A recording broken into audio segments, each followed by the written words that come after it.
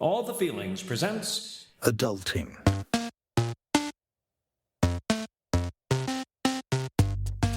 This episode, Things that come for us in the night. Hello and welcome back to a new episode of All the Feelings: Adulting. My name is Tommy Metz III, and who's that handsome devil right over there? Oh my God, it's Pete Wright. It is Pete Wright. Thank you both. Okay, the cat's out of the bag. We have two listeners, And they're us. Yeah.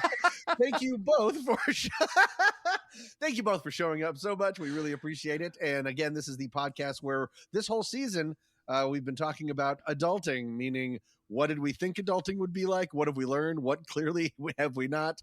And all of the things that are happening to middle-aged people like us. And we're almost done with this season. This is episode 10 of 12. We're really raking it up. Yeah, I can't believe it. And you can tell at about episode 10, it's getting, I don't know, too specific, one might argue. Like the topics? Our topics. Yeah.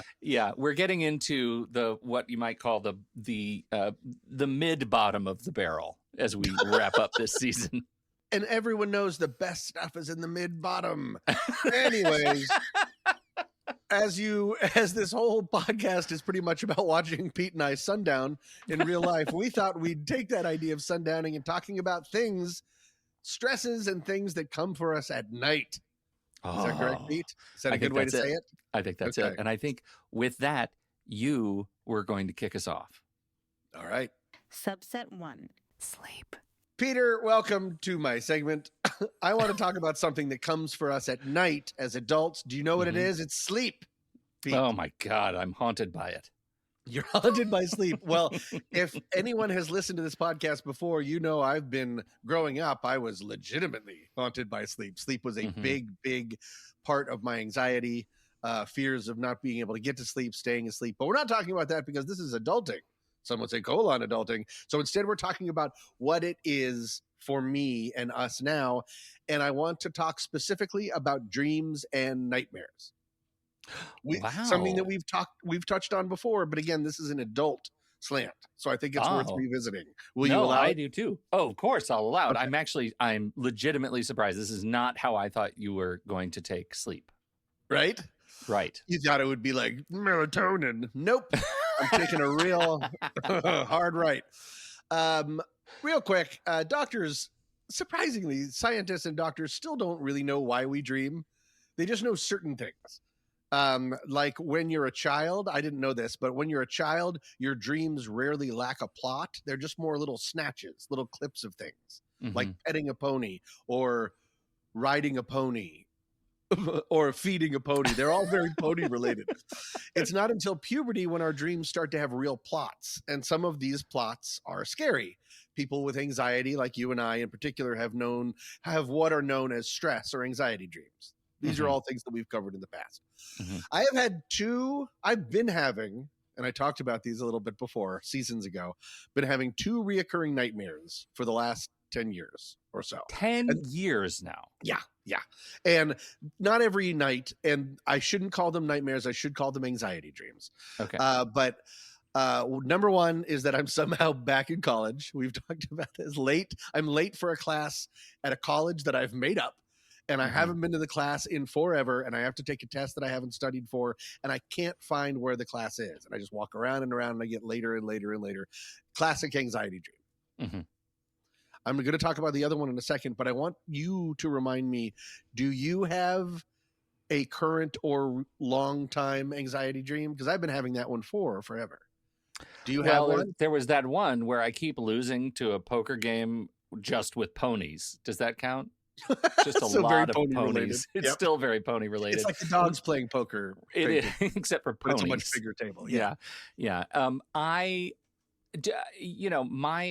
problem that I have with sleep right now isn't really dream related. It's that I can't stay asleep related.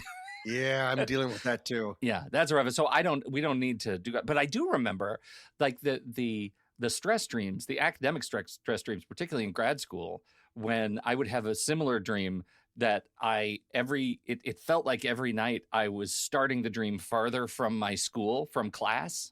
Oh, and you were late, or And I was should let you late. And like Okay. one day it's like you wake up and you're across town, and the next day you've got to take a ship across the ocean talk? to See, get you're to not making class. good time. No. You're like my dog wearing shoes for the Right. first time. So that that thing is that was very real. So I think I go through periods. If I slept better, I wonder if I would dream worse. Wait. Either way, I'm not happier winning. than sadder. Okay. Yeah. Well, wait. I want to talk about you for a second, and then that's it. When you wake up, are you just not able to go back to sleep, or is it because pins and needles, like you're all worried and sparkling? Is what my mom calls it. Is your mind jumping around, or are you just awake? I have fireworks brain, and if I don't go to sleep with just the right routines, it will keep talking at me and keep me awake. And so, I always go to sleep with my routine involves like have something distracting going on, put an AirPod in and listen to an audiobook and then, take a couple of edibles and forget how to use my feet. Perfect. Well, you're never going to get to school with no feet, Pete. All right. Okay, so that's so then can I remind everyone about my other one that I do believe I talked about, but this is the one that I've been having way more than the college one over the last, like, let's say 5 years. It always takes place in different locations at different times of dream days or dream nights. Sometimes I'm alone, sometimes I'm with a friend, but one thing is constant. I can't find my car. I don't know if I forget where I parked it or if it got towed, but I can't find it. And I have walked dream acres across towns that are made up, across airports, strange cities, college towns, everywhere, just looking for my car. So why is this my anxiety dream as an adult? Well, I asked my therapist, the good therapist, Bonnie about it. And she said she's kind of into dream theory, not in a woo-woo way, but in a very, let's talk about it. And then she's really good at connecting it to things. She says that dream theory usually says that losing your car means you feel like something is holding you back from where you want to go, or that maybe you're feeling directionless in life. At which point I said, "You're directionless, Bonnie." No, I didn't. You know how everyone talks to your therapist? That she thinks that might be part of it. That I feel that I'm being held back, or I'm missing something that is helping me move forward, i.e. a car to reach a destination. Now, I don't consciously feel directionless, but as an adult, I do feel like, as we've talked about all season, I'm not in as control as I thought I would be by this age. I really thought I'd have a briefcase and a tie and come home and put on slippers. Like I thought I'd have everything worked out. Instead, I'm kind of still figuring things out in a very fun way, which I love and which gives me a lot of freedom, but it's just not as set in stone. And sometimes I'm going from gig to gig, things like that. So that might be part of what I'm dealing with. Your entire sort of day-to-day existence is one of being in constant transition and never really finding a plateau. And that can feel like, or manifest like, you're off course in some way, shape or form, or you have this fear of being left behind because you can't find your car, right? You're like, oh no, my car took off without me. That kind of a loss of independence and agency. I can see how that would manifest in some strong anxiety imagery. I like that. That makes, I was thinking of it in a slightly different way, but is very akin to that, which is because I don't have a set schedule, kind of like you, who's today you happen to be recording 19 podcasts, tomorrow 18, is that there's always, while I really enjoy that part of my lifestyle, there might be a subconscious feeling of always searching. Never quite arriving, because I don't know what the arriving is there. The searching is sort of the goal for me. But so you never just sort of arrive at a destination and say, boom, we did it.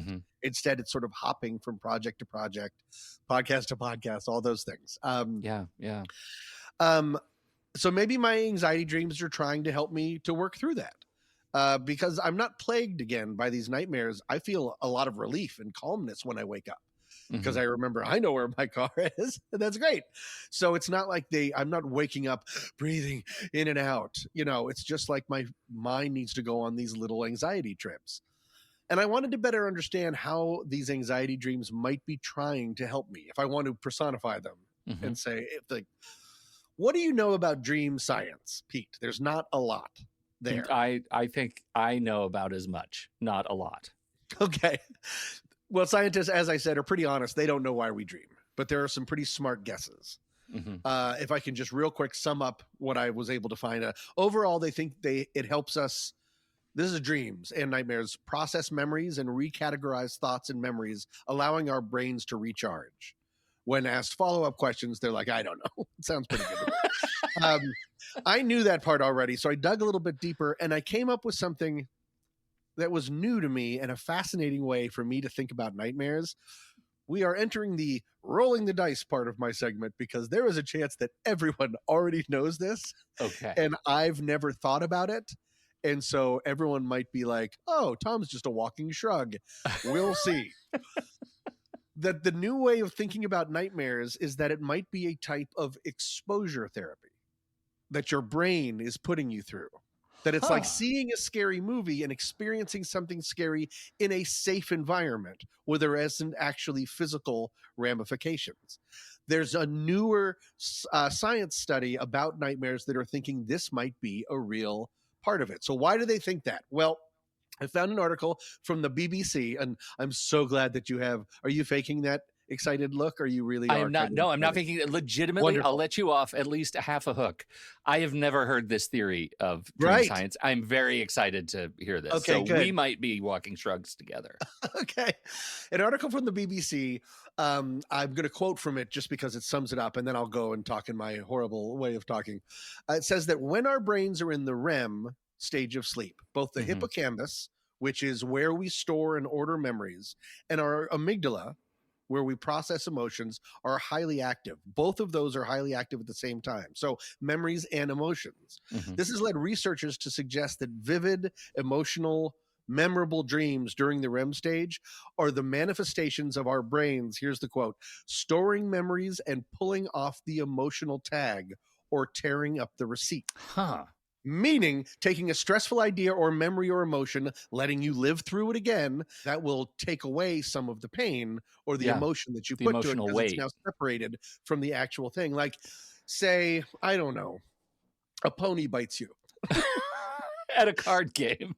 a pony bites you at a card game, and you have a stress dream about it later that night, reliving it. You don't actually get rebitten, and you'll feel less emotional about ponies the next time you see them because you've had more time to coin a phrase. You've gotten back up on the pony. Nice. I'm going to stop saying ponies. Well done. Yeah, no. And the act of exerting control is like, I'm going to go to In-N-Out and order a pony double and just eat my pain. Yeah. So potentially after a bad dream, I say after your pony double thing, instead of tagging it, after a bad dream, the area of the brain that prepares us for being afraid is more effective, as though it's helping us practice.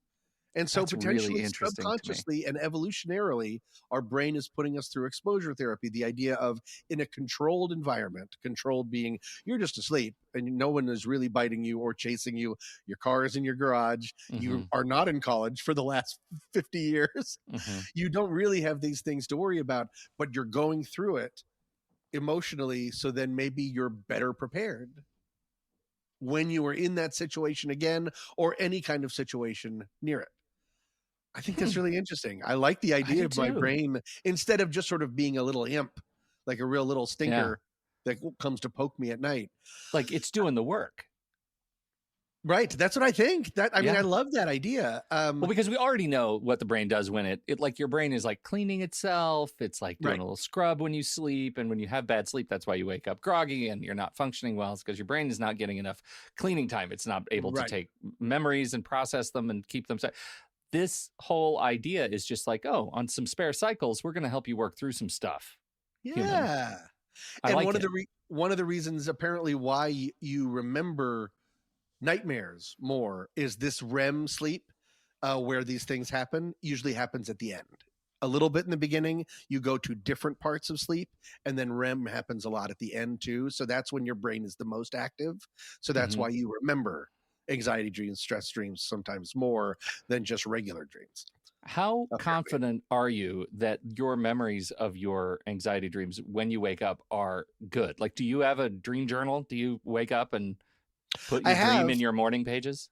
I don't have morning pages. I don't do it all the time, but I have done it, and mine are feeling long and involved enough that I do remember them. Like there's not a lot of logic leaps in it, which make things, I think that's what makes dreams fuzzy sometimes, is when there's too much of, it was my grandmother's house, but it wasn't my grandmother's house, when you're like, okay. That's why people don't like to listen to dreams. Mine are pretty step by step by step. And actually, just as a side note, this year, I have started this new change in my dreams where there have been times when in my dream, I have woken up and told someone about my dream that I just had and then woken up. I've woken up twice. Yourself. I incepted myself. Yeah, I wake up in a situation that seems kind of banal, and I just tell someone about the dream that I just had, and then I wake up again, and I'm like, oh my God. And that's what I see. Like, did you have an IV in your arm, like at that time? No, Foster was sleeping on my face, so I think there was a lot of oxygen deprivation.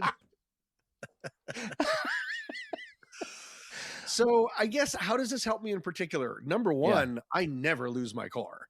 As I think maybe I've mentioned, my photo roll is made up of two things: pictures of my dumb dog and big L4s and B2s. As I've taken pictures of what level my car is on. Like, I kind of want to print out a photo collage of just L2s and BRs and all this stuff to just go back and think about all the wonderful places I've parked. Yeah, so it's like the roof of your car and a street lamp with a sign on it in an airport. Yeah, no, I totally get that.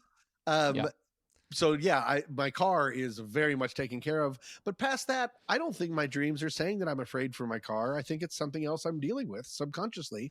And my dream, and that feeling of being out of control, that feeling of, like you said, loss of agency, maybe unclearness, needing an adult, all of that feeling has to do with, where's my car? I know it's around here somewhere and I need to find it.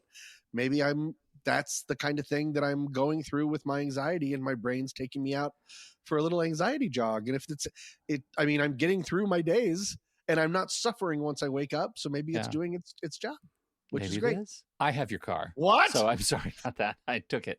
I am very excited for your newfound agency. And I think this is an important pivot, because when we talk about things that come for you at night, the real story, like, that's kind of a MacGuffin. It's, how does this impact you during the day, right? That's the, in all seriousness, that's the point. And I think being able to reflect on how your dreams, like whatever trouble you're having as an adult, like being just aware is half the battle, right? Like being aware that this is something to pay attention to, that it might be symbolic of where you are. I know there are people who are like, screw your dreams. It's fun or it's not, or it's scary. That doesn't mean anything. It's just chemicals. And sure, but I tend to believe that I'm processing something, just like I'm processing right now while I'm awake. I process while I sleep, and I think we should pay attention to that. I think you're entirely right. I think it hopefully it really is helping. And my plan, oh no, what if I start dreaming that I lost my pony? I tied my pony to a post and I can't find it. What does that mean? That's like end of day stuff. Your pony took your car. It's been seen on La Cienega Boulevard. But there's a pony behind the wheel of a Mazda. My dreams were trying to warn me all of this the whole time.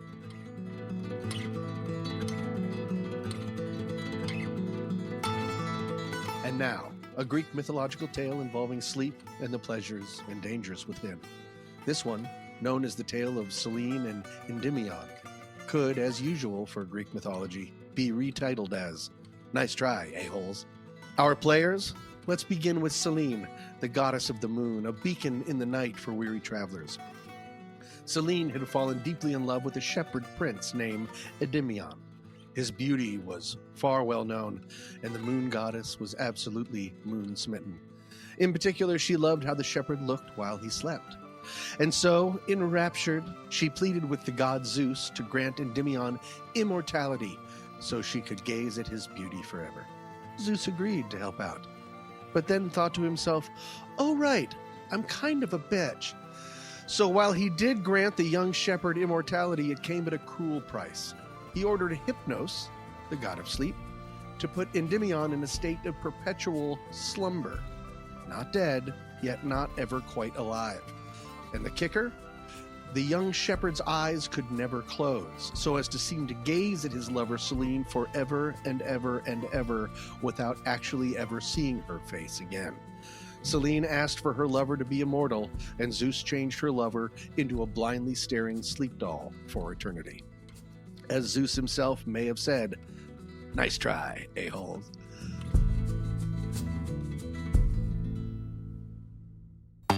Want a wake-up call to remind you to keep this podcast alert and up on time? Then head on over to allthefeelings.fun and become a feeling friend today for the low, sleepily low price of $35, $25 renewing. You'll enjoy so many perks like early access to episodes, member-only episodes, beginning talks where we talk for a little while before the actual episode starts, friendship certificates, stickers, and so much more. Most importantly, you will keep this podcast train a-chugging. Pete and I love doing this podcast, but it is not free to make, so any support you can give us would be greatly appreciated. Please head over to allthefeelings.fun and become a feeling friend today. And now, back to the show.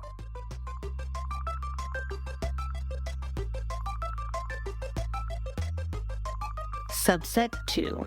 Aches and pains. Tom, Peter, hello. So Pete. there is a moment, I think, in every adult's life at some point when your body stops being a partner to you and starts becoming a very stubborn roommate, right? Yes. It's not like malicious. But it feels like a betrayal because Yeah. you have been working hand in hand for so long together, Mhm. and then all of a sudden you're walking your dog and you trip over the sidewalk and Yeah. stumble a little bit, and you're like, I feel that in my core. Yeah, Every that's right. part of That's me exactly it. is startled and hurt. Yeah. And I think that's funny because for a lot of people, for a lot of us, that shift is really subtle. Like one day you really are jumping off the curb because you're walking your dog or late for a meeting or whatever. And then the next day you have to calculate safe angles to sit on a couch, right? Right. Like it's horrible. You have to negotiate with stairs. You can't walk anymore because you're too busy bargaining. And I think that is what I want to come to. Now, we are positioning this as things that come for you at night. And this is a really interesting angle because a lot of what I'm talking about is apparent during the day, but happens, to me at least, at night. Oh. So, and I think you could say that this is all part of growing older. Sure, aging is natural and all that. And like, so is gravity. So that doesn't mean that it isn't rude. Sure. Okay. So this Are week, you talking about I want to talk hurting about it? aches. Okay. I want to talk about aches and pains. These the creeping, clumsy, sometimes hilarious betrayals of the flesh Yeah. that happen to us as we get older. Because now I'm firmly in my 50s, and I just notice a lot of stuff hurts all of a sudden. And so I have to talk to you about Yeah. some of these betrayals in 5 acts. Okay. And I'll start with just to make sure that we have the texture of the episode with this sound, which is always present in my house. This is, of course, the sound of the Theragun, which is Got it. always massaging, always knowing, Wow. always helping. Yeah. No All right. Fade out of the Theragun. You're just never seen again. Wow. Yeah, the Theragun, I have one of those. Yeah, it's good. It's Mhm. good. And it works on parts that hurt, and then you realize it works on parts that don't hurt. I could just do it all over all the time. It's never out of reach, the gun. Do Never. you have one? Is your massage, does it have a bunch of different things that you can Knobs. put? Yeah. Knobs? Yeah, mine Yep. has a bunch. And there's It's a lot of them multi-knob system. that say, Yeah. Don't use this one on a higher than like level 2. And I'm like, I'm going to assume you said 8 because I'm going for it. I've given myself tissue damage with my therapist. Yes, that is exactly it. Yeah. Okay, so let's just start with a thing that I thought I could do because my memory of doing that is from when I used to be able to do it when I was circa, I don't know, 20. And that is putting on a sock. Do you have this No. feeling? I have to be honest. Socks are not sock shoes. Pretty right down Main Street for me. But continue. Okay. What are you dealing with currently? Well, it's sock and sock shoes. Shoes are fine. Socks can be troublesome because there has to be a certain number of angles. Because if I do the angles wrong, Yeah. then you hear the sound in your neck that sounds like Velcro peeling off of like wet spaghetti. It's like the grossest. Like, Yeah. right? It's just awful. And then in seconds, you know that your entire spine has declared independence from your central nervous system, right? And Got it. that's when I just sort of give up on socks. The problem is socks, like they require a certain set of angles of your legs and knees and things that you think are still functioning and well lubricated, and until they're not. Like they feel fine until they're not. And that's something that you notice. So I definitely I definitely have this issue where I can remember the moments my body stopped working the way it used to. So I ask you, what is your sock moment? Do you have a moment or a certain action that you feel like, oh, my body does not work the way that it used to, and Like this a is how I pay for it? Because when I brought up the idea of stumbling and feeling that shock, I guess I notice it a little bit more in anomalous situations or situations I'm not even in. Like, for instance, when we went to CU Boulder in front of Norland, for some reason, the sidewalk in front of Norland was built like a gigantic sink. And so when it would snow and ice over, it was impossible to get to the library because you would just slip and slide and fall over. And yet I would just be like, yep, I'm going to fall over. Let's go. Now, if I did that, I would shatter to pieces. But that's more of like a real sudden anomalous thing. If it's a day-to-day thing, man, that's a really good question. I know that there are tons of them. I think it's a funny question to think about. Like, what are the things, like, as you look around your apartment, what are the things that you would look at that you know would just set off a Final Destination level Rube Goldberg machine of pain? Well, it's maybe not exactly what you're looking for, but because you said, in a way, these are things that happen to us at night that then come for us during the day if we want to switch things. I can see my bed from here, and there are times when apparently I've done calisthenics in my bed. Like I'll wake up and I'm all of a sudden my neck doesn't work and I walk around like Batman all day because I have to turn my entire body. And it's like, but nothing happened. I was just asleep. And then I start thinking about the pony and then it gets all weird. But I mean, the amount of damage I can do while asleep seems pretty egregious. Does that help at all? No, it totally does, because that was the next thing I was going to talk about. Like, there are things you can assign words to because you actually remember experiencing them. The most insidious is what happens when you sleep. Like when pain, thy name is pillow is like the mantra of the day, right? That's like, betrayal because it is so such soft. betrayal. Yeah, that sucks. You wake up in the morning and you think, oh my God, right, this the is day my is day. not going to be, this is it. And it could be weak. It could be a week. It could be, this is horrible. So you go, like, this is where we transition to Act 2, naming of the beast. You go to the doctor. And let me just say this. If you're under 35 and listening to this, my hunch is you still expect doctors to be able to actually fix things. And I think that is adorable, right? I think that is so cute because you go to the doctor and it's like what you get is not a cure. What you get is like a vibe check from your bones. Like your doctor says, God, this is what you get. That's mechanical back pain. Oh no. What the hell is mechanical back What is that? pain? Oh, that's the whole thing. It's like robot. Am I a robot now?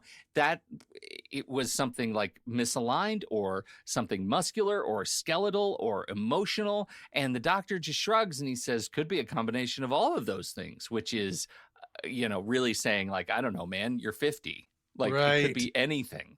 And so they'll tell you to put It heat sucks. and or cold on it and take some drugs to alleviate inflammation. Inflammation's bad news. Yeah. And it just becomes a mystery diagnosis, right? It's just a thing that doesn't work. And I find myself, but like, this is why I stop going to the doctor, because I wake up in the morning and I feel the pain and I know they're going to be useless because they're going to say mechanical back pain.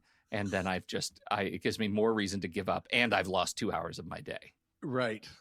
But also at one point, like as far as doctors and you go, didn't go to the dentist for like 20 years or something at one point? I'm so glad you remembered that. Yeah. Yeah, I did.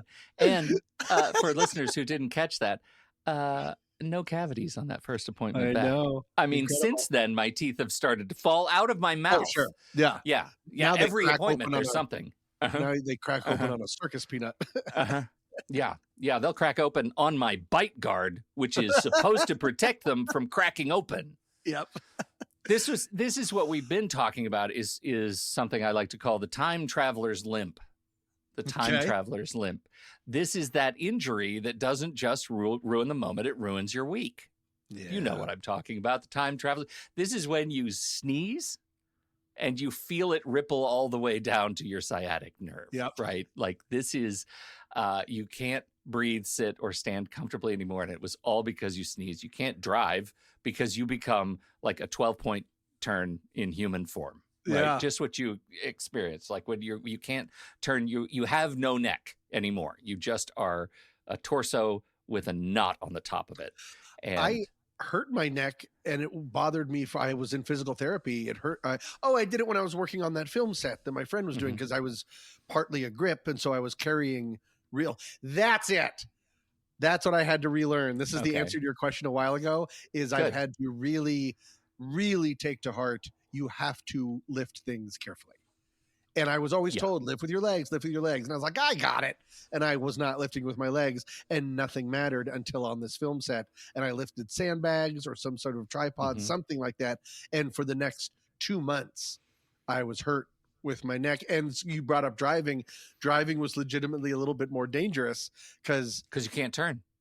you would need to turn your head and Yeah. check before switching lanes, and I would turn my head forgetting over and over again, and then I'd scream in pain.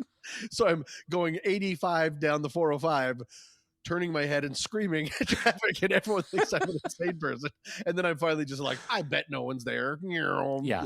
Just go, they'll swerve kind of model of driving. Yeah. And I think that is a strategy. It's not safe and we don't recommend it, but driving faster than everyone else is one way to make sure you always you're always ahead. Right. That's the right way. Exactly Yeah. right. Yeah. Yes, so that's my this is- answers. Ever since then, I have been Yeah. so incredibly careful about really steadying myself, lifting things Mhm. like almost like a cartoon character with my legs. Okay. Really good. We'll talk about that again in a moment. One of the things that I found out from my doctor, mechanical back pain doctor, he sent me to a chiropractor. So I went to a chiropractor. Huh. And I have a great relationship with my chiropractor. He's wonderful. But one of the things that I learned, this is the domino, right? The domino effect, right? The cascading discoveries about your body that happen because of that sneeze or that pillow. So what Okay. I learned is that one of my legs is shorter than the other. Oh no! Wait. What did you do? I Were you thanks for hopping up that. and That was a down on real the- that was a real yes and of a transition top. Thanks. I now have an no. orthotic in one shoe Oh. because one of the reasons my back was so easily thrown out It's because is you're hobbling because around all the time. I only walk in circles. If those who know me know that I can only walk one way around things. Did your doctor say this is something that happens as you get older, or is this just gone undiagnosed all this time? Undiagnosed all this time. What? Doctors, Yeah. get it together. I know. You want to learn something else? I have a fused lumbar, like lower vertebra. Like I don't have enough discs in the bottom of my spine. Well, Oh, I was just geez. born with one fused. All of those things, I haven't noticed them all my life until I turned 50. And then stuff starts falling apart, right? It Did just you on a whim. Did you go back and look, when kids are growing up and you put them against the doorstop and you make a little pencil line as they grow up? All the pencil lines are diagonal. Yeah. Were all of yours curved down? And you're like, yeah, we should have seen this coming. You beat me to my own joke. That's so good. Yeah. They're all so tilt. eventually you start, like, pain just sort of derails. Do you have any of those kinds of things that where you learn something about your body as a result of a stupid injury that you realized, oh, I've lived with this all my life? I don't know if I've had an all my life thing, but yes, I mean, famously, I thought you were making a joke earlier when you said, when you're an adult and you step off of a sidewalk curb, because I famously sprained my ankle and walked around on it for 2 months, and then it turned out I had actually ruptured my Achilles tendon. Yeah. So, and because of that, yes, that led to more back things. So the ripple effect is completely real. I completely understand. Yeah. So you go into what we call the carefully practiced preventative arts, right? Mm-hmm. You stop trying to react to pain and start trying to outwit it, right? So you become somebody who first takes too many painkillers, and then you think, well, I'm always numb, so I'm going to be a person now who owns a foam roller and actually knows how to use it. I have a thing called a Denerol that I put under my neck, and I lay on it for 10 minutes a day to help the curve in my spine. All of that really helps. We have a stretching program that I do with my wife that is horrible. It's painful. It's the science of stretching, and the guy is made of rubber. I don't know how he does the things he does. I have tennis elbow right now. I don't play tennis. I don't care for tennis, but I have tennis elbow. Yep. I'm trying to be a guy. We'll talk about this in a second, but I'm trying to be a guy who lifts weights several times a week, who lifts heavy things, works out. And my elbow is like, absolutely not. You're not going to do that. So now I have to, like, do warm-ups before I lift my coffee mug, right? And don't even get me, Tom, get me started on plantar fasciitis. You know about this? I do. My mother in your feet from plantar fasciitis, and I was scared I was getting it at one point. And so I did a lot of preventative things, and I had a ball that had little spikes on it and stuff like that. Oh yeah, it's all about the spikes. The thing is that it is so debilitating when you get out of bed in the morning and you take that first step and you feel like you're crumbling to the ground. You can't get out of bed, right? Absolutely debilitating. So now I have special house sneakers, right? I have shoes, I have full-time, like, sneakers, tennis shoes with good soft support, and they're my house slippers now. I just wear shoes. I'm just the shoed guy. I'm the guy who wears shoes all the time. I have my inside shoes and my outside shoes. They're not little slip-ons. They're like real lace-up shoes. And that's the level of fear that I am dealing with about the recurrence of plantar fasciitis. It's the stupidest thing that feet do to me as a human being. I hate it. And so, our sort of final dramatic act, the pain off is real. The pain off. You know about the pain off? The pain off in the group chat. This is when you text your group of peers and you say, well, I slept and threw out my back again. And you expect sympathy. But instead you get, like, fantasy league level. And somebody replies and is like, well, I sneezed so hard I blacked out. Like, I don't know. You know that guy. I had to crawl to my bathroom this morning because my ankle locked up. My uncle, we've talked about Uncle Glenn. My Uncle Glenn, may he rest in peace, had a lockjaw problem in his older years, and he couldn't laugh very loud because if he opened his mouth too wide, his jaw would lock up. Never got that fixed. He'd have to get it whacked back into place. This is what happened to him when he turned 50. Okay. So shin splints. Do you have shin splints? Have you ever had shin splints? When I was younger and playing soccer, I had shin splints all the time. They were terrible. What are they? I don't even know what they are. They sound fake.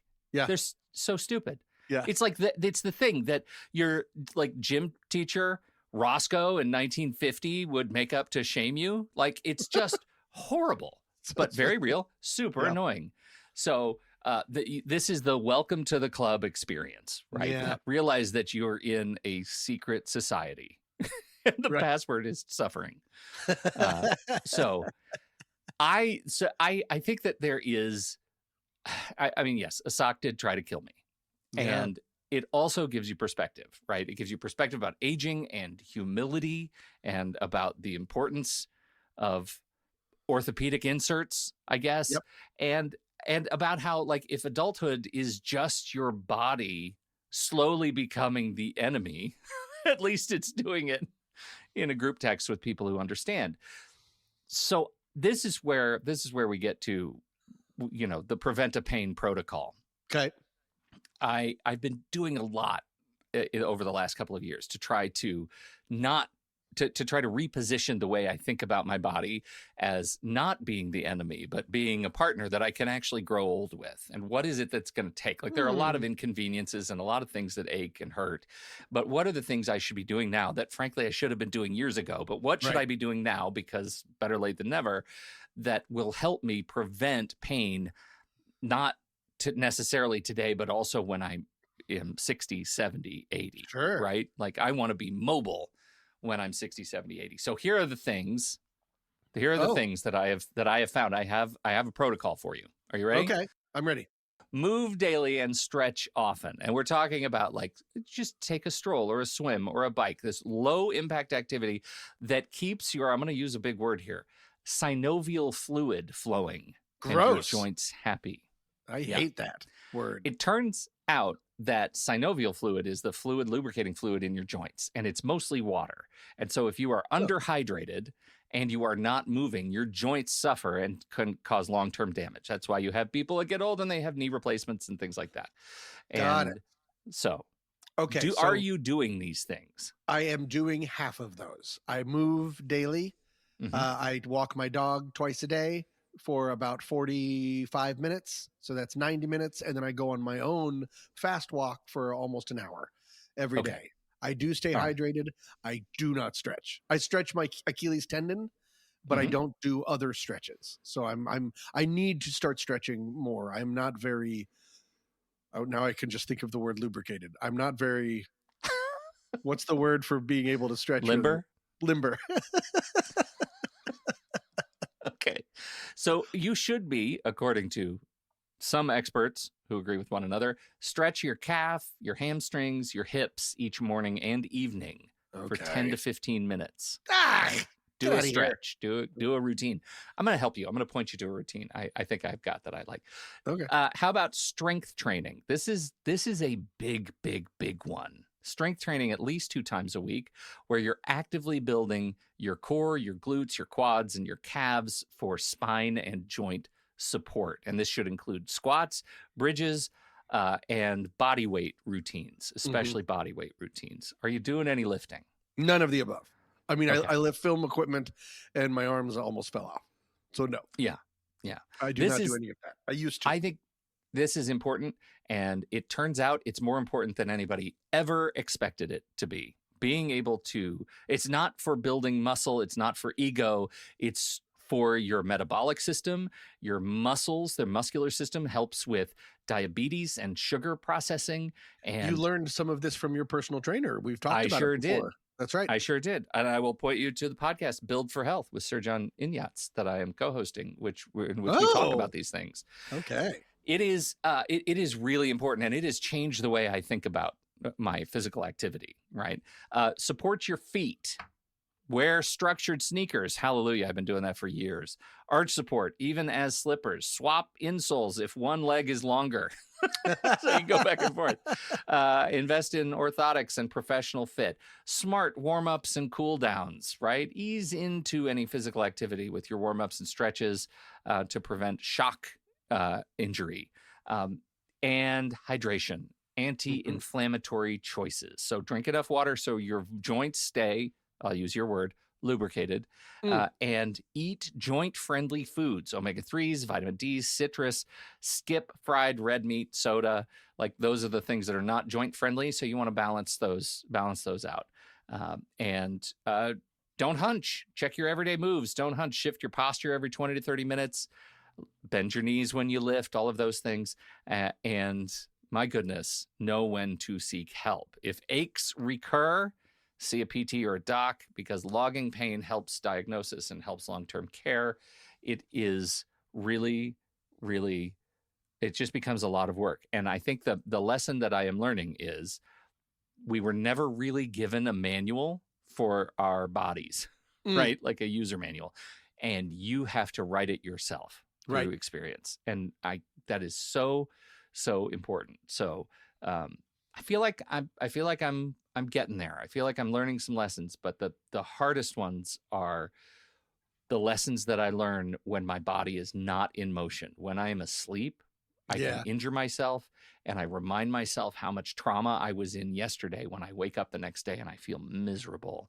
Yeah. And the more you do these prevent a pain protocol items, the less miserable you are in the morning. Eventually you get out of bed, supposedly.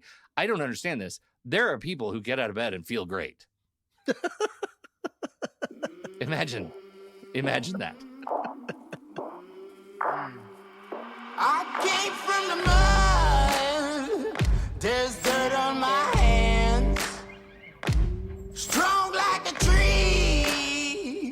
There's roots where I stand. Oh, I've been running from the law. Hope they won't shoot me down soon. All right, thank you all so much for joining us for this episode. This week's tune is Howling at the Moon by Define Us. And Pete, we've got 2 shows left this season. They're both going to be bangers. I'm calling my shot. What are we talking about next week? I bet it's going to be super fun and funny. That's right, Tom. We're talking about death.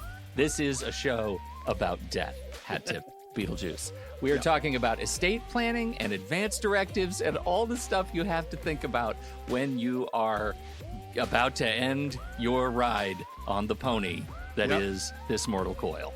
Yeah. Have you ever looked at a stack of paperwork and choices and been like, that's what we're talking about next week. Until then, I'm Pete Wright. And I'm Tommy Metz III. Thank you so much for downloading. We will be back next week with All the Feelings, adulting.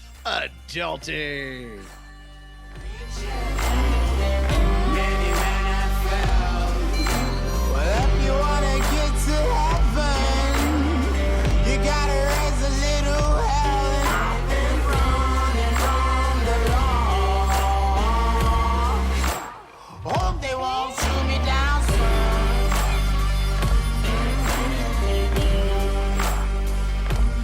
They say no to sleepless nights.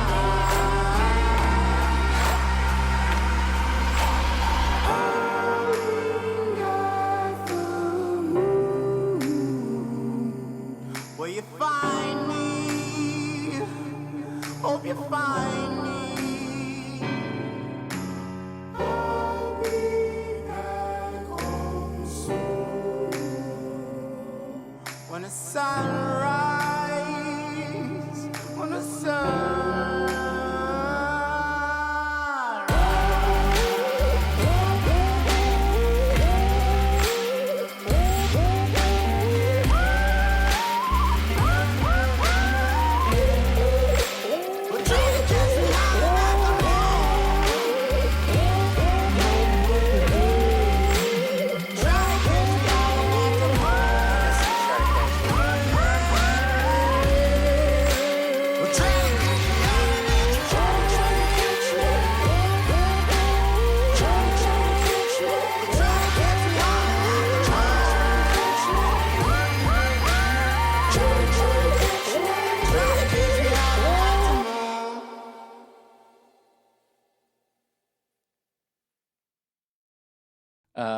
Who goes first today?